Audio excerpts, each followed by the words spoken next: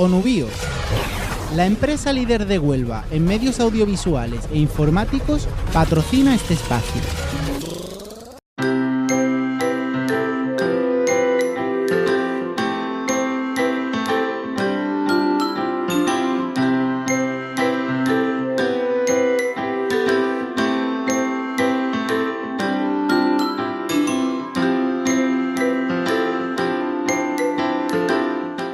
Bueno, pues continuamos con la sesión de comunicaciones después de dos ponencias brillantes de la mano de Carlos Rontomé y José Antonio Liébana. La verdad que ha sido bastante interesante, generan mucho debate, pero claro, también son importantes ambas comunicaciones que hoy tenemos aquí, que disfrutaremos en este Congreso Internacional Interuniversitario contra la Pobreza Infantil en el Mundo. En primer lugar, a mi izquierda contamos con la presencia de Santiago Real Martínez, que nos trae una comunicación compartida con María Isabel Deu del Olmo y José Antonio Liébana, la cual se titula Investigación sobre el impacto de la violencia de género en hijos e hijas ceutíes. Pues cuando quieras, compañero. Muy bien, buenas tardes a todos y a todas, gracias por resistir hasta ahora. Cuando acabe yo os podéis ir, a Julio que le den, ¿vale? Voy a ser breve, una cosita rápida porque estamos todos cansados, ya lo sé. Esta investigación que os presentamos aquí, esta pequeña comunicación, tiene por título Investigación sobre el impacto de violencia de género en hijos e hijas ceutíes. Entonces hemos trabajado el tema de aquellos menores que están expuestos a ver en sus casas, en sus hogares, violencia de género o cómo su padre maltrata a su madre. Bueno, pues... ¿dónde va esto? No lo veía. Bueno, este tema de que los menores que observen esta violencia de género en sus hogares no es un fenómeno reciente, sino que ya lleva mucho tiempo desde que existe la violencia de género. Si existen las familias, ha existido esto, es una cosa antigua. Sin embargo, sí es reciente perdón, el hecho de que se visibilice este proceso. Tal como dice Volnovich, hará unos 10 o 20 años, como mucho, que se está prestando atención a estos niños que están viendo cómo sus padres maltratan física o psicológicamente a sus madres. Con respecto a esto, ya os digo, a partir de hace unos 20 años se ha empezado a elaborar todo un corpus de investigación, viendo qué consecuencias tiene en el desarrollo de los niños el ver, escuchar, participar o oír por referencias algo que le está pasando a su madre. Bien, con este proceso de visibilización convive también con algunas creencias erróneas, como por ejemplo esas dos que os hemos marcado ahí, que si un hombre agrede a una mujer, esto no afecta o influye a los hijos. Esto es mentira. Influye y mucho, como veremos dentro de un poquito. La figura paterna es imprescindible para el adecuado desarrollo de los menores y por esto es preciso que se mantenga esa relación. Pues no, no es necesario. No es necesario tener un cabrón en casa, ¿vale? No es para nada necesario y un niño puede desarrollarse perfectamente sin tener al lado pues, lo que he dicho antes, ¿vale? Bien, esto dice, bueno, ¿esto a cuánta gente afecta? Pues diferentes estudios, ya sean de Save the Children, ya sea UNICEF, o este que os traemos aquí, del Centro de Investigaciones Sociológicas del año 2012, cifra este dato de niños que observan o niños que son víctimas secundarias de la violencia de género en 800.000 en España. Estamos hablando de un 10% de la población infantil en España que son víctimas o son víctimas secundarias o son observadores de cómo ocurre el maltrato en su casa. Fijaros que estamos hablando de violencia de género y no de violencia doméstica. La violencia doméstica es un concepto más amplio que incluye violencia del padre a la madre, del abuelo a la abuela, o contra los mayores, contra los abuelos, o contra otros hermanos, hermanos contra hermanos. Estamos hablando exclusivamente de aquellos niños que observan cómo el padre le pega a la madre. No la madre al padre ni la violencia, sino solamente el padre a la madre. Existen otras formas de violencia en el hogar, pero hemos trabajado solamente esta. Y estamos hablando de 800.000 niños. La cifra es bastante alarmante, ¿vale? Bueno, pues este problema, como os decía, no hasta hace mucho, no se consideraba una tipología de maltrato infantil. No era considerado como maltrato porque al niño no le pasaba nada, ¿no? Le pasaba a la madre y eso que ve el niño como el padre que de la madre o cómo mata a la madre, no se consideraba por los expertos y por las administraciones como un maltrato infantil. Bien, ahora sabemos que es una victimización indirecta y es una clase de maltrato infantil.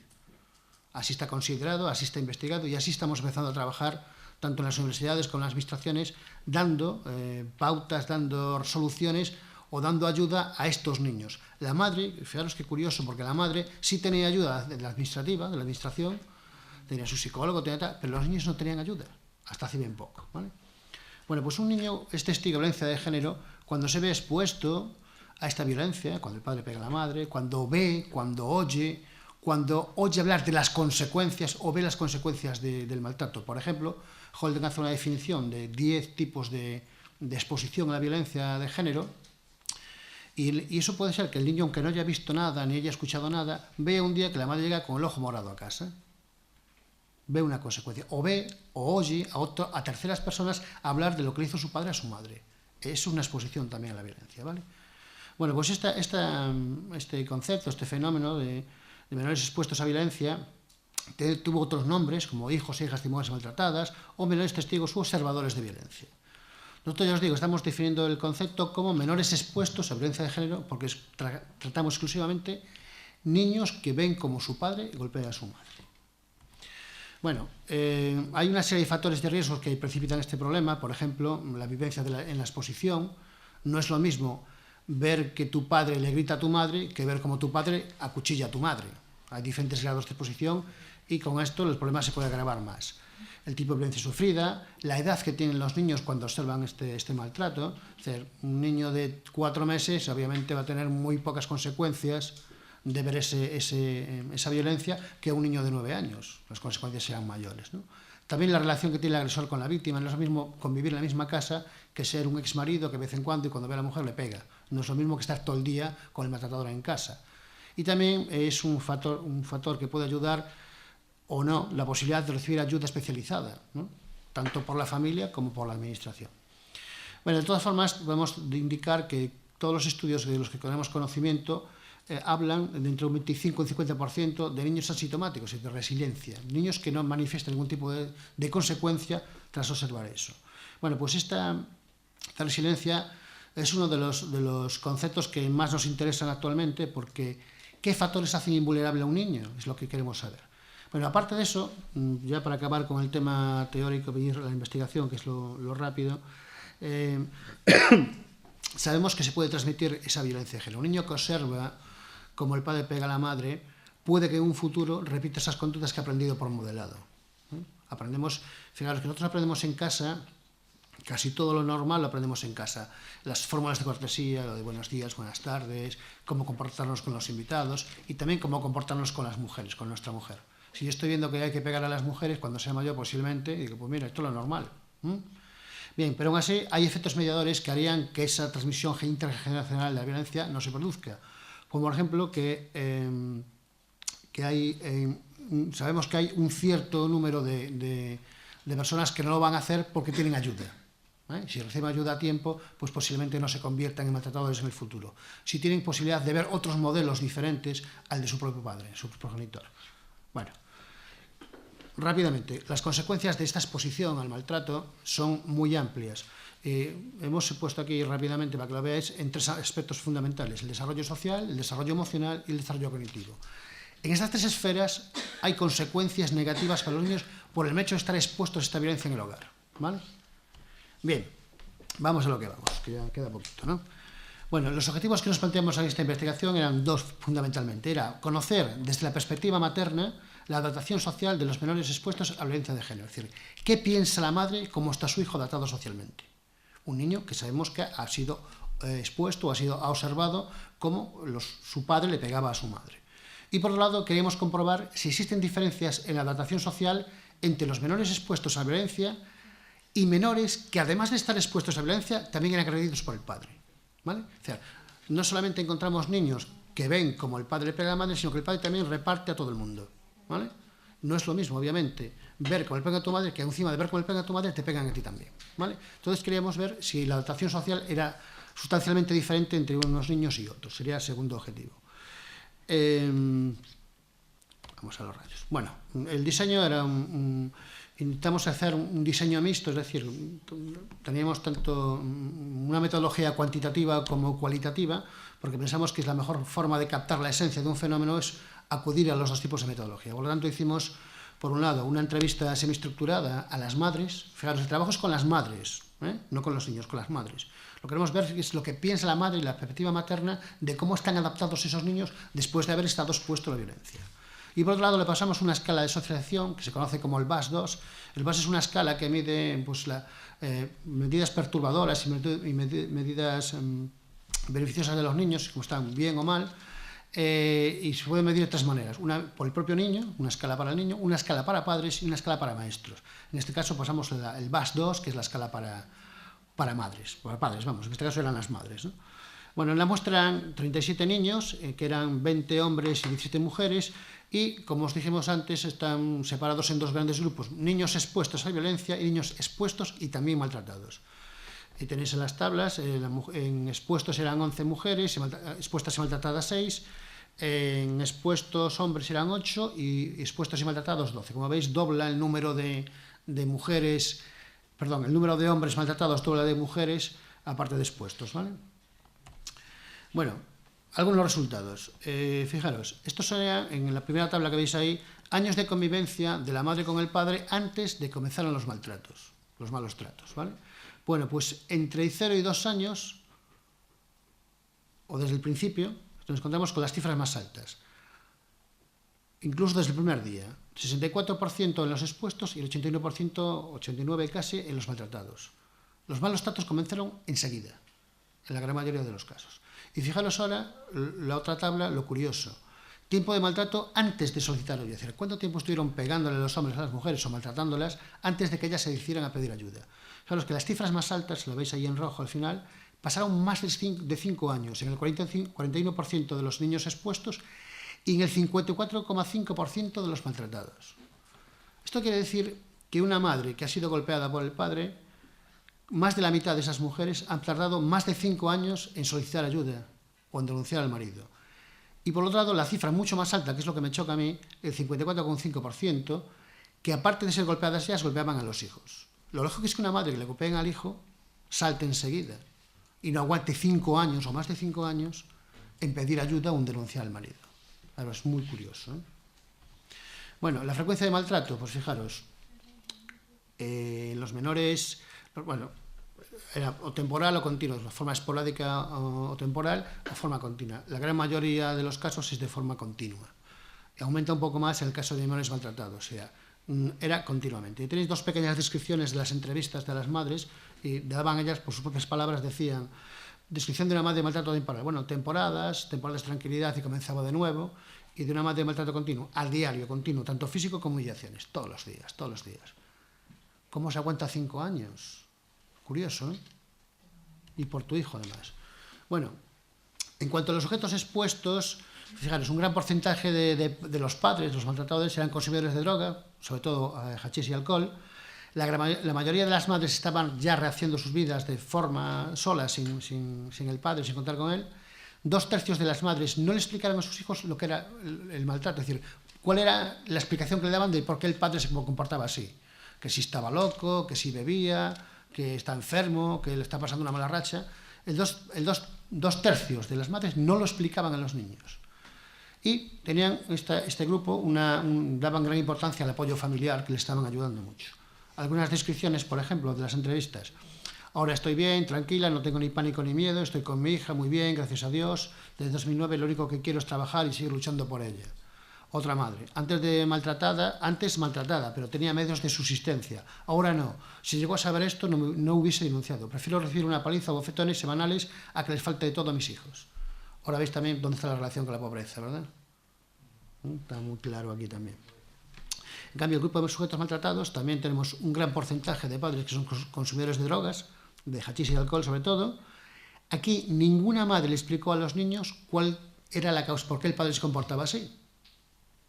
El padre pegaba a los niños y a la madre no sabía decirle al niño, pues mira, que tu padre que está loco, tu padre antes no era así, o sea, justificarlo de ninguna manera. Y también una importancia al apoyo familiar, pero 2/3 de estas madres dicen no contar con este apoyo familiar y la mayoría viven solas. Algunas descripciones, por ejemplo. Racha mala, pero voy a salir de esto con esperanza y con mis niños, bien y contentos, en casa de mis padres, solucionando todo y con mucha esperanza. Otro caso, esto ya es más sangrante. Vivo en casa de mi primer marido, con mis hijos y mi madre y una hermana. No estoy a gusto, quiero vivir sola con mis hijos.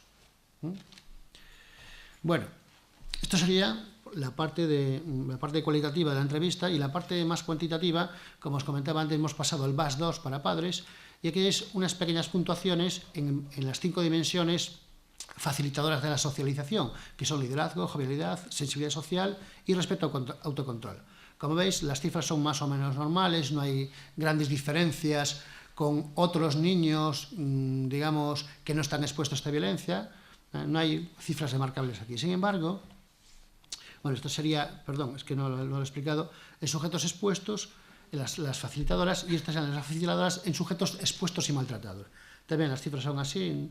Únicamente reseñar en la dimensión respeto autocontrol que hay un 76% de sujetos, de hombres en este caso, que tienen una puntuación muy baja en respeto autocontrol. Es la dimensión que mide el respeto a los demás, el autocontrol, el no ser agresivo y tal cosas, ¿vale? Aquí vemos que hay una puntuación muy baja. El resto de las puntuaciones serían más o menos repartidas dentro de una normalidad. Sin embargo, cuando vamos a mirar las dimensiones que hemos medido perturbadoras de la socialización, encontramos, ¿dónde está? Aquí, perdón, es que en los sujetos expuestos solamente no hay nada remarcable, pero sí en los sujetos maltratados ya varía un poco las dimensiones. Por ejemplo, la dimensión agresividad, terquedad, veis que tenemos en las mujeres un 50% puntúan alto esta dimensión de agresividad y el 66% de los hombres puntúan alto.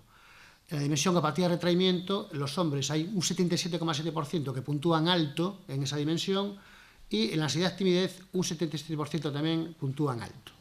¿Vale? Estos serían los consecuencias de la exposición a la violencia de género.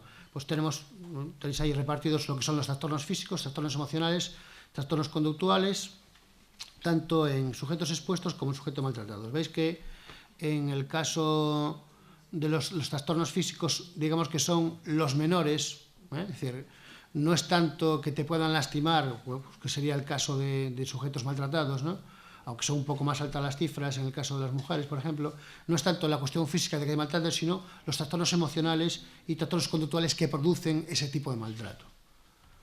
¿Vale? Como conclusiones ya, para acabar, que estamos ya fuera de tiempo, bueno, pues que el crecer en un contexto desestructurado tiene una repercusión negativa en la persona que se desarrolla en él. No todos los menores reaccionan de la misma manera, hay diferentes individuales, lo que hablábamos antes de la resiliencia y todo eso, que va en función de la edad, del apoyo que tengan y tal. Hay una mayor violencia de los padres hacia las madres en el grupo de sujetos maltratados. Evidentemente, si yo tengo estómago para pegar a mi hijo, a mi mujer voy a pegar más. ¿Vale? Niños y niñas con una gran sensibilidad social, pero donde predominan la agresividad y la apatía y la ansiedad, de manera más acusada en el grupo de hijos e hijas que, además de estar expuestos, son también maltratados. Y manifestaciones de problemas, sobre todo emocionales y virtuales. Fijaros que estamos hablando solamente desde la perspectiva materna. Esto es lo que opinan las madres de cómo están socializados sus hijos. ¿Vale? Lo de los niños no se pudo hacer porque muchos niños no tienen edad para cubrir el cuestionario. ¿Vale? Pues nada, eso es todo. Muchas gracias.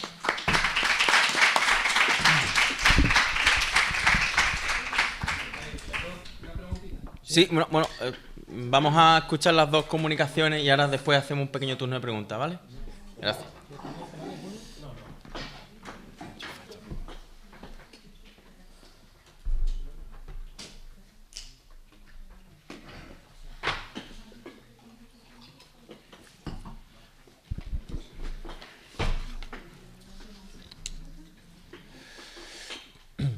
Vamos. Bueno, pues la siguiente comunicación que hoy tenemos es parte de José Antonio Líbana Checa, Julio García Ruda y Pablo Cobo Martínez. La comunicación se va a exponer a manos de Julio García y se titula Análisis descriptivo de los centros de discapacidad en los centros de refugiados de Tinduf, Argelia, Sáhara. Buenas tardes. Precisamente con la exposición de esta comunicación, una de las cosas que queríamos hacer fundamentalmente es dar voz a los que no lo tienen y poder enseñar a la sociedad realmente por qué cada vez menos tenemos la noción de una realidad que realmente existe y que es una de las cosas fundamentales en la pobreza del mundo, sobre todo, digamos, en determinados lugares como son los campamentos de refugiados. Más aún cuando se trata de un campamento de refugiados a lo largo del tiempo, durante muchísimos años, desde 1975. De todas maneras, voy a empezar diciendo la relación que tiene la Facultad de Educación y Economía de Ceuta con los campamentos, ya que lleva trabajando durante más de 5 años en ellos, en Tinduf, en proyectos de cooperación al desarrollo relacionados con la educación en los centros de primaria, secundaria y en los centros de discapacitados. El inicio fue en el año 2010, cuando un grupo de profesores y estudiantes se desplazaron a Tinduf durante 21 días a coordinar unos y realizar otros las prácticas obligatorias del currículum de magisterio. Y aunque no se encuentre presente en esta sala, yo quisiera reconocer que el artífice de estos proyectos de cooperación, el creador, el que tomó la primera iniciativa y quien realmente ha apostado y sigue apostando por los proyectos de la Facultad de Educación, Economía y Tecnología de Ceuta en el Sáhara, es el profesor Pablo Cobo, que ahora se encuentra en Senegal. Que precisamente como no se encuentra, quería reconocer que a él se le debe el inicio de esta cooperación que lleva durante más de 5 años. Junto a los colegios, en los campamentos también existen unos centros donde los niños y las niñas que tienen una discapacidad. En un primer momento no estaba dentro de los objetivos de nuestro proyecto trabajar con ellos, pero desde el año 2012 la colaboración ha sido cada vez más estrecha. Así, con este trabajo queremos poner de manifiesto las acciones y el trabajo de investigación realizado con profesorado, padres, estudiantes de estos centros, con el objetivo de hacer visibles las características y las necesidades de los mismos. Vamos a establecer un poco dónde se encuentran los campamentos. En este mapa podemos ver la provincia que se encuentra, la provincia de Tinduf, con la flecha roja. Es una provincia de 1.460 kilómetros al sureste de Argel. Es una zona donde la vegetación es escasa y lo que predomina es el desierto. Sin embargo, esta región a partir de 1975 va a ser mundialmente conocida porque en ella se recogieron como refugiados a las personas saharauis que tuvieron que desplazarse por el conflicto con Marruecos y Mauritania, después de que España abandonara la región, formándose lo que se conoce como los campamentos de refugiados saharauis de Tinduf. Vamos a ver, digamos, en principio, estos campamentos, como se puede ver, están organizados en unas determinadas wilayas.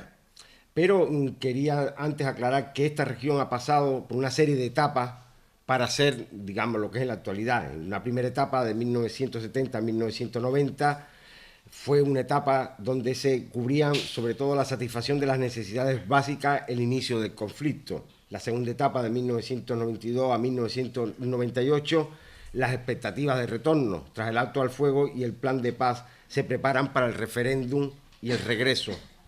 Y la tercera etapa, en la cual todavía estamos y comenzó en 1998, es el desarrollo en el refugio. Tras la no resolución del conflicto, se decide avanzar en el desarrollo social y en la construcción del Estado en el exilio ante las escasas perspectivas de retorno. Y es por ello que se realiza toda esta organización territorial para acoger a los refugiados. Así se establecen 4 wilayas o provincias: el Ayun, Smara, Dakhla y Auxerre, situadas al sur y sudeste de Tinduf, bajo la administración de la República Árabe Saharaui Democrática, RAS. Cada wilaya se compone de 7 u 8 áreas y a su vez cada una se divide en barrios donde se alinean las tiendas numeradas. En 2010, la población de la ciudad de Tinduf, es decir, la ciudad argelina, era de 47.965 habitantes y la de los campamentos de refugiados de 90.000. Es decir, podemos ver, digamos, qué nivel de población existe en este núcleo de campamentos. ¿Cómo se ha realizado y cuáles han sido los objetivos de esta investigación? Sobre todo, describir cómo está organizado en los campamentos los trabajos relacionados con la discapacidad, analizar el funcionamiento de los centros de discapacidad que existen en la wilaya de Auxerre, detallar las acciones realizadas en los centros de discapacidad Auxerre dentro del proyecto de cooperación e identificar las necesidades de los centros de discapacidad de esta wilaya. con qué instrumentos o herramientas se han trabajado. Hemos trabajado a partir de las técnicas de observación, grabaciones en vídeo, grabaciones de audio, fotografía, entrevistas. Y se han realizado entrevistas al inspector de educación de la wilaya, a la responsable, que en este caso es la mujer educativa del ministerio, a 4 educadoras de los centros, a los 2 directores, a los padres, a la familia.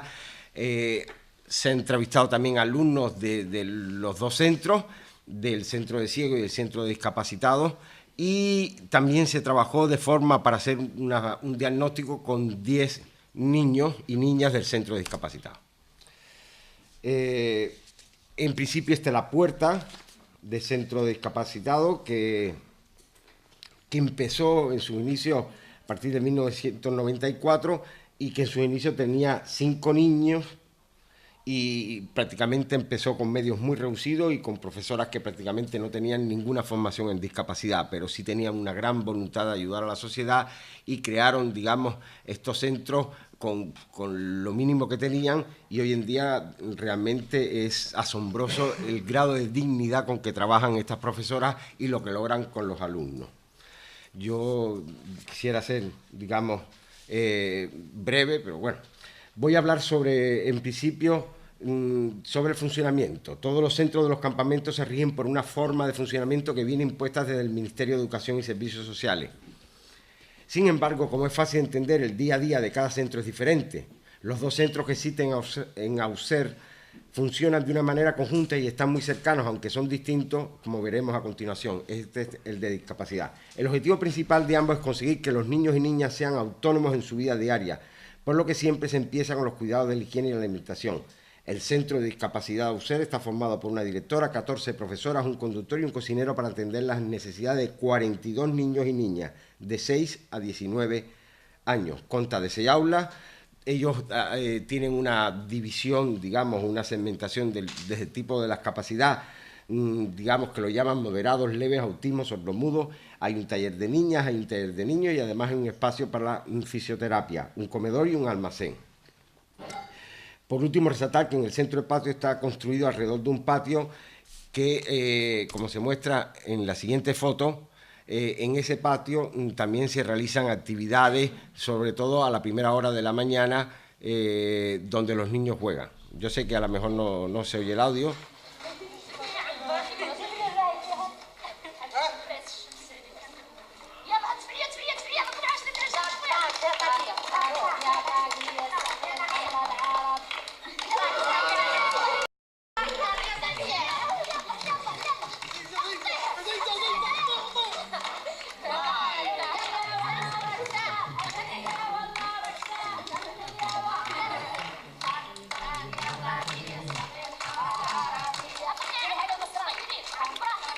Esta es la primera actividad que hacen los niños cuando llegan al centro, que es que se reúnen en el patio, juegan y después se distribuyen a las diferentes aulas donde proceden a hacer las actividades.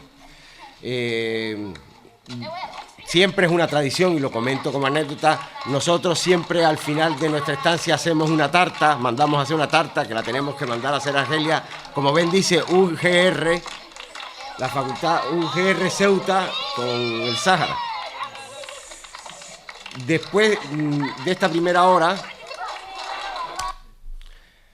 podemos ver cómo comienzan, digamos, esas clases donde lo primero y el mayor objetivo que tienen estas profesoras es lograr que los niños tengan una autonomía. Esta es una clase, digamos, de la organización que ellos llaman moderada, donde hay síndrome de Down, donde le tratan, digamos, de enseñar a los niños cómo lavarse la cara, cómo el aseo personal. Uno de los grandes problemas que tiene el centro precisamente es en el grado de la clasificación, digamos, de las discapacidades. En tanto no existe en el centro ningún psicólogo, no existe, digamos, muchos niños no tienen ningún tratamiento, muchos niños no han sido vistos por ningún especialista. Lo único que ellos pueden hacer, digamos, es, bueno, este niño tiene una discapacidad, bueno, entendemos que es leve, que es moderada o que es un poco, digamos, más compleja, y los van agrupando de alguna manera. pero realmente hemos encontrado en nuestro estudio que ese es uno de los déficits fundamentales, que no existe una manera, digamos, de estudio de los niños porque no tienen personal cualificado en el ámbito de la psicología o, digamos, de la neurología, porque no existen médicos que puedan estar en los campamentos y atender estas discapacidades. Pero humanamente, sí, estas profesoras están, digamos, muchas no capacitadas, en el sentido que no han estudiado, pero es importante la tarea en equipo que hacen las profesoras porque se reúnen y cada año ellas se van cambiando de aula, es decir, una aprende a trabajar con los niños sordomudos, el año siguiente le toca con los moderados, al año siguiente le toca con los autistas, digamos que son, digamos, los más complejos, y entre todas ellas, digamos, van trabajando. Un poco para hablar, digamos, seguimos viendo el vídeo. Los estudiantes llegan al centro a las 9 horas y durante el tiempo no superior a 15 minutos juegan en el patio, como habíamos visto. A continuación entran en el aula donde están hasta las 10:15, que es lo que estamos viendo, y después van a tomar un desayuno. Después realizan actividades en grupo y regresan otra vez a las aulas hasta las 2:45, que se preparan para irse a casa. Si tienen presupuesto, y esto, digamos, las últimas veces que hemos estado no lo tenían, si tienen presupuesto, los niños antes de ir a casa comerán. En tanto, muchas veces la única comida que tienen estos niños en condiciones y un poco reguladas es esta que hacen en el colegio, porque muchas familias sí, no tienen muchos alimentos para todos los niños, y realmente vemos que eso es una cosa muy grave. Nosotros en las últimas veces que hemos estado hemos tratado de apoyar económicamente en lo posible, sobre todo esta comida del mediodía, para que los niños se fueran a la casa comidos. Las acciones realizadas en estos centros de discapacitados han sido, desde el 2003, han sido la enseñanza musical en el Centro de Baja Visión, donde hemos dado un curso de tocar la flauta para los niños ciegos. Hemos comenzado la investigación, haciendo las entrevistas, el apoyo económico para el material y utensilio de la cocina. En el 2013 compramos una nevera, porque no tenían nevera y no podían tener ni frutas de un día para otro porque se echaba a perder con los 50 grados que podía llegar en verano. Y entonces compramos, digamos, una nevera en aquel año. Y el aporte de material que siempre llevamos para trabajar con las aulas. En el 2014, la aportación, la fase final de la investigación del grupo, el diagnóstico de los niños del centro, que lo realizó el profesor José Antonio Liébana. Él hizo un estudio de diagnóstico sobre 10 niños para valorar, digamos, todos aquellos aspectos desde el punto de vista de la psicología del desarrollo. Y también hemos dado 2 cursos, uno para profesoras del centro de discapacidad y otras para las profesoras del centro de ciegos, sobre aspectos cognitivos del bebé ciego y con baja visión, el desarrollo socioemocional y sus dificultades, la intervención precoz, necesidad de la intervención con la familia y las distintas formas de valoración. En este diagnóstico, digamos, vemos algunos materiales realizados por los niños que el profesor José Antonio Liébana estuvo trabajando, son algunas de sus producciones, y tenemos los diagnósticos de los niños, pero creo que realmente ya, digamos, estamos ya con el tiempo. Vamos a describir en principio las necesidades que son fundamentalmente económicas, ya que los centros se financian casi en su totalidad por la ayuda internacional, que está reduciéndose debido a la crisis económica que está atravesando todo el planeta y que, como es lógico, la sufren los que menos tienen. Necesitan dinero para el material, para dar de comer a los niños, y tenemos que pensar que para algunos niños y niñas es la única comida que ingieren a lo largo del diario. También para pagar al profesorado, porque los profesores prácticamente no cobran nada, es prácticamente un voluntariado lo que hacen, y realmente tienen también sus dificultades económicas y familiares. Y sobre todas las cosas, digamos, revelar con estas conclusiones que con este trabajo hemos querido poner de manifiesto cómo es la educación de un niño con discapacidad en un campamento de refugiados saharaui. Hemos empezado analizando cómo está la estructura de la formación desde el Ministerio, y después nos hemos centrado en el funcionamiento de los 2 centros concretos, el Centro de Discapacitados de Ciegos y de Baja Visión, y las acciones que hemos realizado y se han detallado, así como las necesidades que hemos detectado. Las personas con discapacidad tienen una situación de inferioridad con respecto al resto. Independientemente de la zona del planeta que nos situemos, sin embargo, esto se refleja en conductas diferentes dependiendo de la posición económica del país. En este caso, estamos situados en una zona desértica y cuyos habitantes son refugiados, que sobreviven de lo que aporta la ayuda internacional. En estas condiciones, lo que menos cabía pensar es que iban a surgir centros para el cuidado de la discapacidad, pues así ha sido y es admirable la forma de trabajo de los profesionales que se dedican a estas labores, ya que la falta de medios y a veces de formación se suple por un empeño e interés al que nosotros no estamos acostumbrados. Muchas gracias.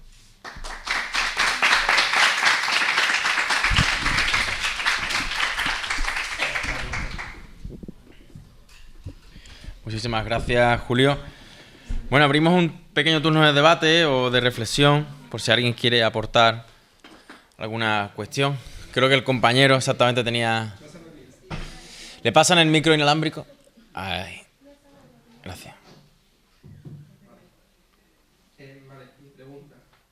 En los casos de violencia de género, ¿no?, de las mujeres que observasteis, hemos estudiado que da igual la clase social o el nivel económico que tengan, se suele dar en todos los sectores de la población. Sí. Entonces, de lo que hemos hecho, de lo que ha hecho aquí en Ceuta, ¿cuántas de estas familias procedían de un núcleo familiar pobre? Pues sí, sobre la mitad o así, ¿no? Quizás, más o menos la mitad serían...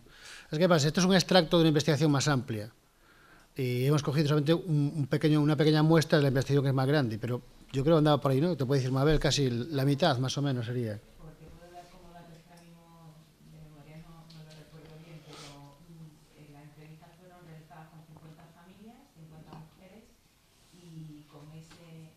No, yo creo que sí.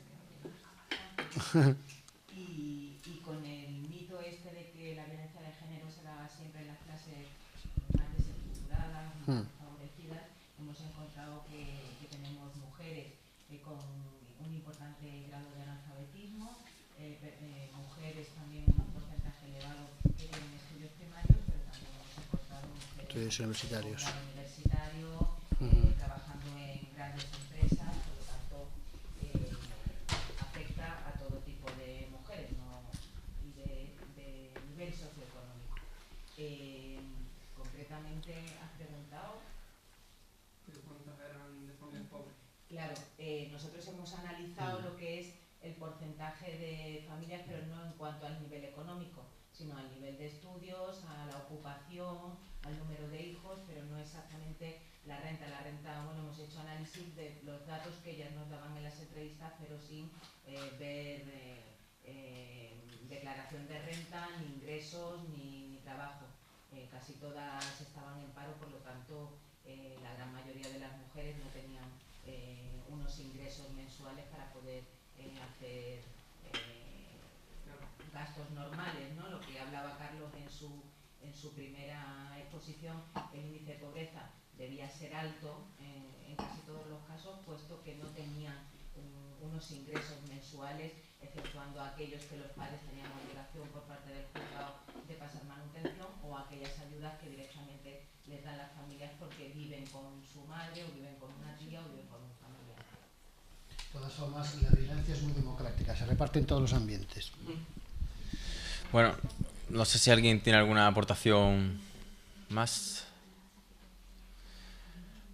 Bueno, pues de nuevo agradecer a... Ay, perdón.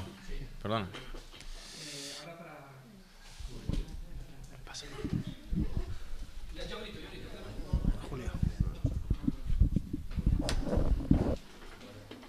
El proyecto que estáis haciendo en el Campamento Saharaui de Jericó, ¿nosotros como estudiantes podemos participar o hay alguna forma de que nosotros podamos llegar hasta ahí? Bueno, el problema es que tenemos que después de unos incidentes que hubo en los campamentos, si no lo recordaréis, hace unos 3 o 4 años, desde la Universidad de Granada se nos ha prohibido la asistencia de alumnado, si solamente pueden ir profesores, entre otras cosas porque evidentemente estamos en un territorio en conflicto, en un territorio que tiene unos serios problemas de seguridad. Tenemos que, además, para llegar a Tindú, pasar por otros lugares también, por Argel, por la misma provincia de Tindú, por Omán, y entonces realmente hasta que no cambie un poco la situación, digamos, y que la universidad nos autorice, pues no podríamos. Además, nosotros somos los primeros que quisiéramos que eso sucediera, porque realmente yo estaría interesadísimo, yo creo que todos, en que sobre todo los alumnos de educación social, que allí hacen una falta increíble en proyectos, digamos, de diversa índole, como ejemplo de animación sociocultural, proyectos educativos, proyectos de intervención. Nos haría mucha falta muchas más personas, pero ahora tenemos esa limitación. Y bajo responsabilidad propia, por ejemplo, sé que habrá algunos profesionales ya del sector, a lo mejor ya no titulados, pero a nivel, habrá sí de técnicos en animación sociocultural o técnicos en integración social. Eso Sí, se podría. Bueno, pues muchísimas gracias, Julio, muchísimas gracias, Santiago. Cuestiones muy importantes que, por supuesto, como bien me refería con otras ponencias, incluiremos dentro de nuestro plan estratégico. Vamos, en cuestiones de ese maltrato infantil llevado a ambos casos. Y de nuevo, pues muchísimas gracias de parte de toda la organización de este congreso, ¿vale? Gracias,